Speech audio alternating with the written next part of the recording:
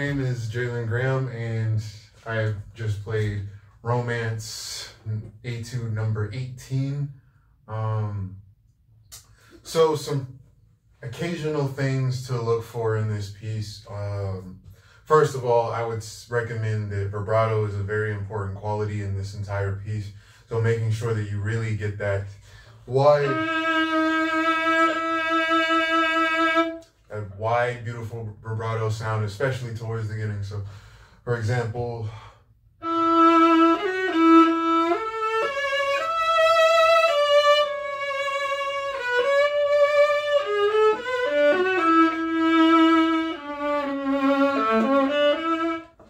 so just making sure you actually have wider, rich vibrato to help phrase that line.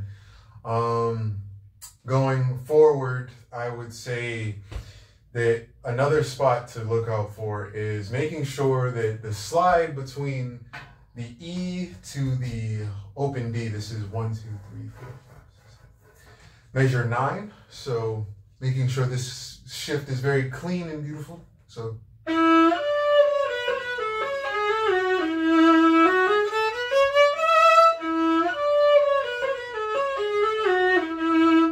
the way you can do that is by isolating that one shift so it sounds. First, I recommend actually going up into position from the first position to the desired position. So basically sliding up, and so you can feel how the shift is actually working, especially from first position all the way to fifth position, fourth position, by the way.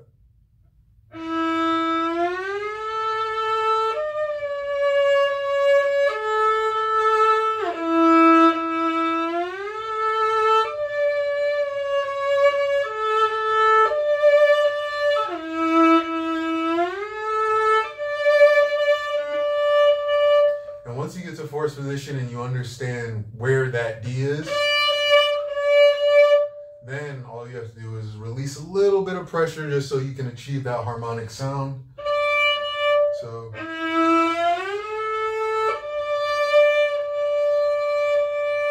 and then eventually going into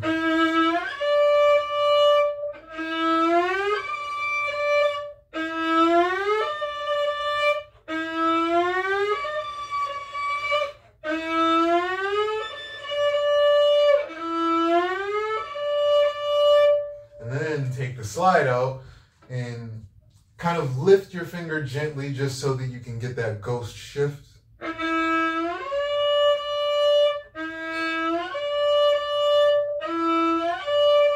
then put it right back into context. So I'll start at measure 8.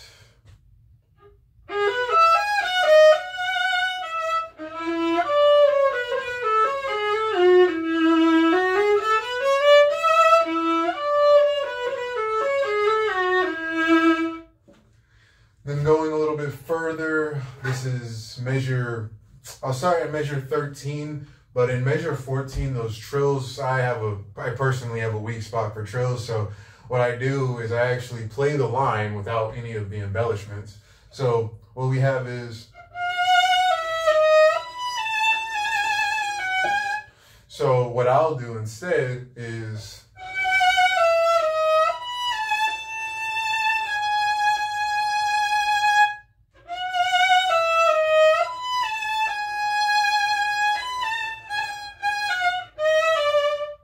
so basically taking out those trills and like making sure, because I practiced it, I have a little bit more of a comfort playing them now, but basically just isolating that one measure and understanding how it works, especially with the metronome. So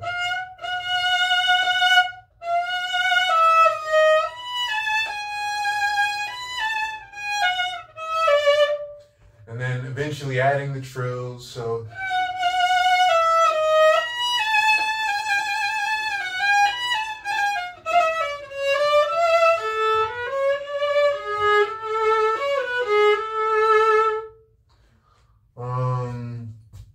going forward into the minor section, this is when the key changes. My biggest problem here that I've noticed is bow distribution, making sure that each note gets enough distance and weight, and also making sure you still add phrasing. There's not many dynamics in this first line, but you can still take some liberties. So obviously, once we get to this minor section, we kind of want to give it a sense of like darker and more contrasting from the first bit. So I'll start 2 measures before the key change.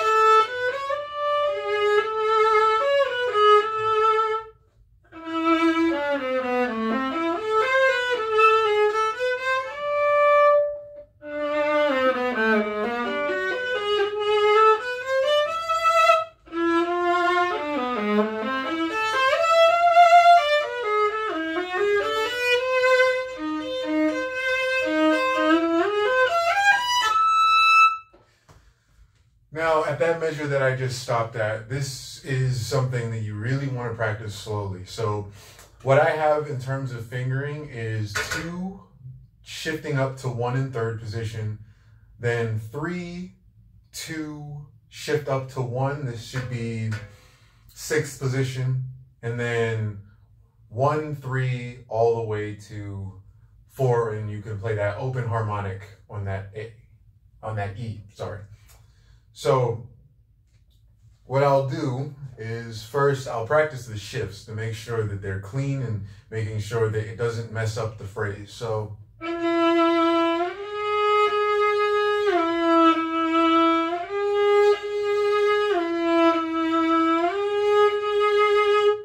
and then sometimes I like to take out the fingering just to get my ear to hear exactly what it is I want to hear. So sometimes I'll just really play it in first position and then kind of like hear out the pitches a little bit. So what I'll do is, and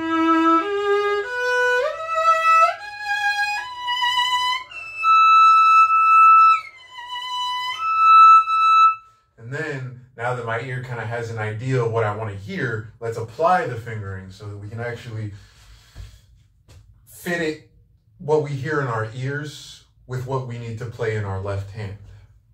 So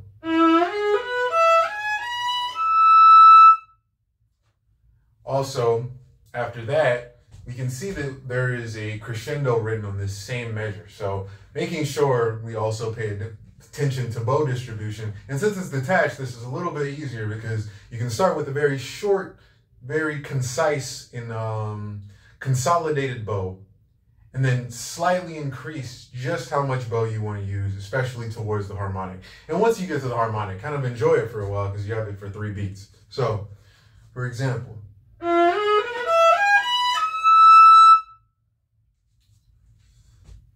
going on, one thing that I will say that is a challenge, this is 4 measures after, where we have the grace note and then coming into the F, D, it's a descending thirds into the open D, and then coming back up from the B natural. What I will say is making sure that you can actually get those grace notes to speak while also not letting the F get muddled at the same time. Because a lot of traps is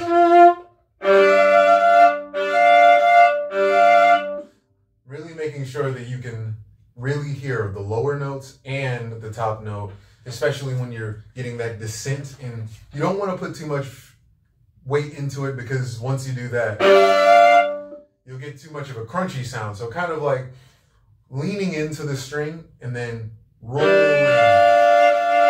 Kind of have that rolling feeling with your elbow and your forearm all the way to the paw weight that you have in your 4 fingers. So and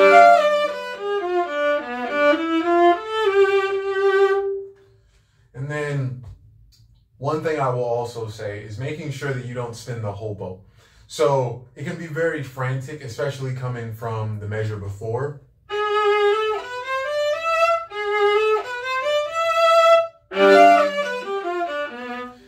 And you don't want to end up at this point of the bow because you still want to have that core sound and still also control that decrescendo, especially going into the next measure because you still have a lot more to go. So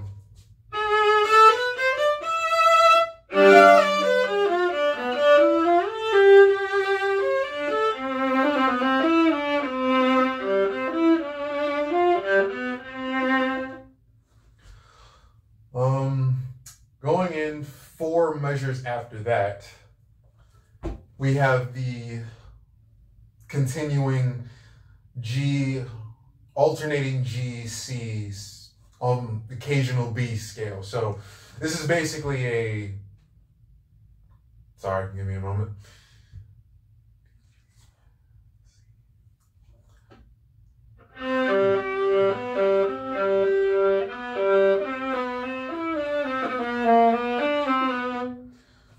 So in this point, what I would do is make sure that you really just need to focus on the 3 notes. The C, the G harmonic, and then the B.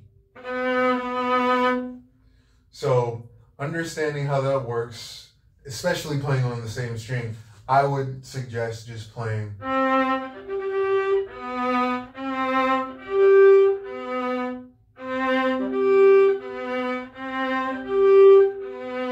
And then add in the G's that happen on the ands of each beat.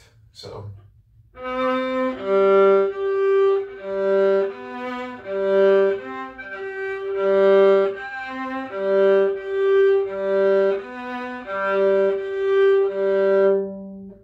And then we put it all under one slur. So.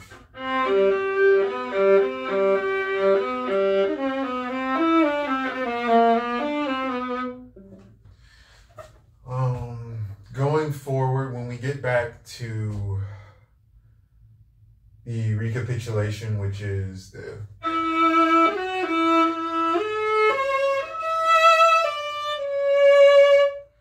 this is where the key change comes back to the original key. So the measure before that is very important because it almost signifies that we're going back into the original key. So really creating that leading quality and actually leaning back into the original phrase. So. All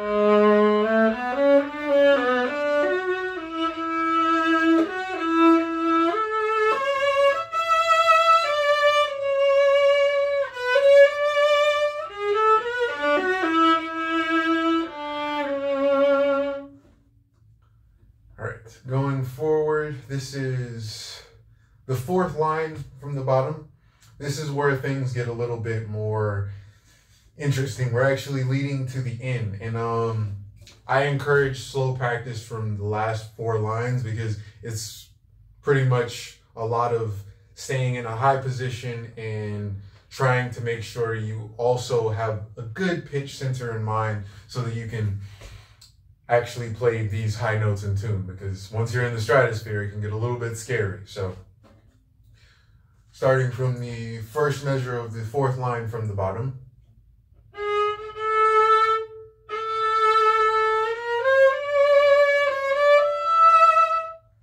Dry down in tune.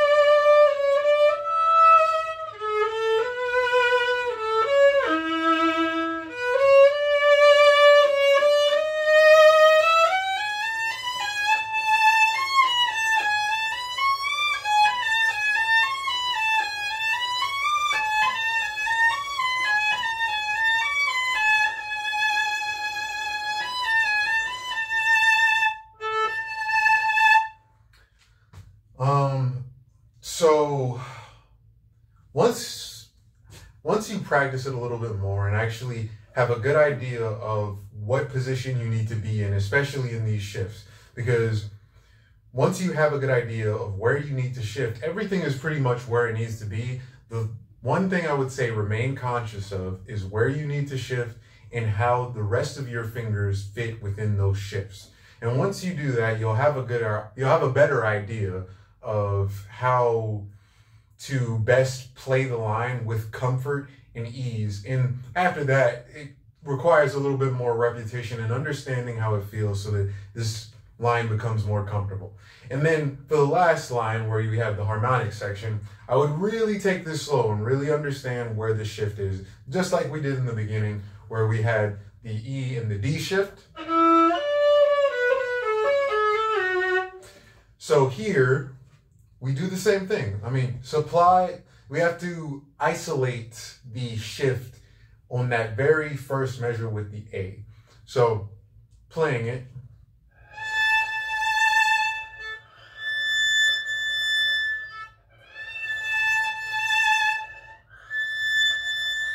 So first, I would slide up and make sure I'm in position.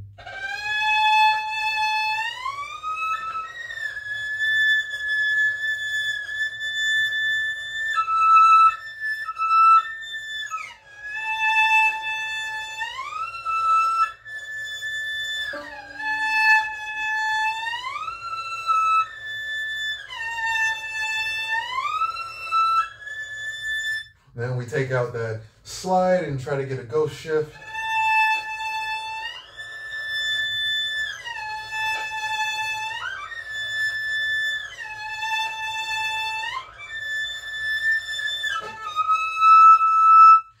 And then going into the next one, you also want to make sure that you do the exact same thing. So what I'll do is, since this is a downward shift, I'm going to think, where does my first finger need to be in order for me to actually have that clean, perfect fourth shift down? So I'll actually start from the high pitch this time, and then I'll go down to the lower pitch slowly with my fourth finger so that I understand where it sounds, and then play the fourth right under it. So.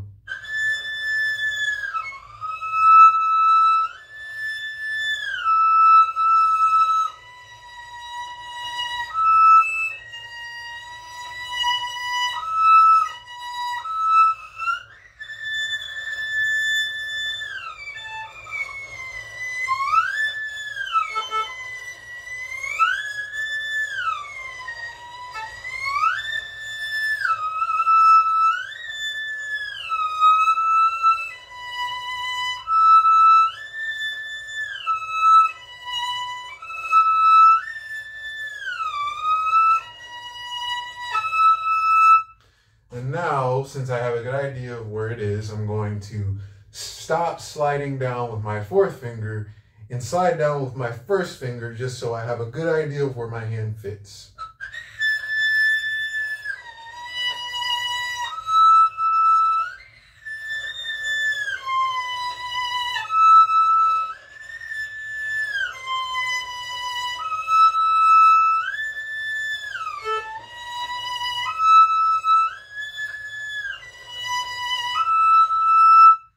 And then we take out the first finger and try to remember how it felt to actually go down and get your hand into position so that you can play that second harmonic.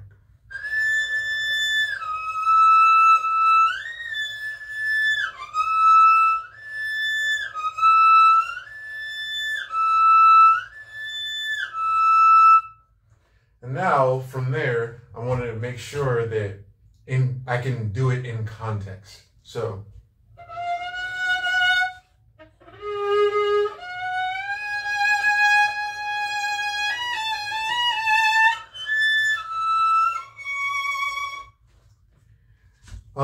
From here into the next note, I actually used my second finger instead of my third finger because it feels much easier for me to actually move the third finger up than to move the second finger up than to move the third finger lower. So from here, I'll actually go.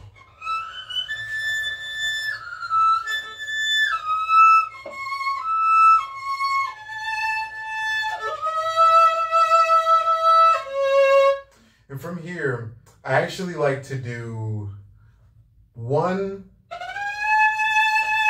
on the A, and then I'll play the harmonic with the same finger. Then I will shift down to 4 on the E.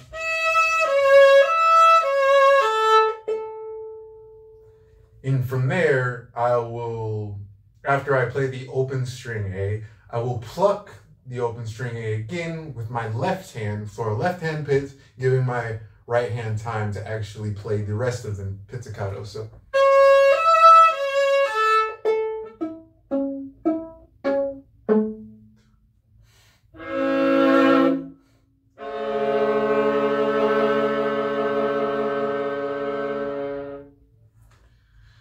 And that's pretty much what I think that would be helpful for this piece. There are always many things to do with pieces. Always make sure that bow distribution, vibrato, and beautiful shifts. Those seem like the biggest three things to pay attention for in this piece. It's a really beautiful piece, and there are many opportunities to have a very expressive interpretation that you can apply throughout the entire romance. Good luck, and I hope you enjoy this music.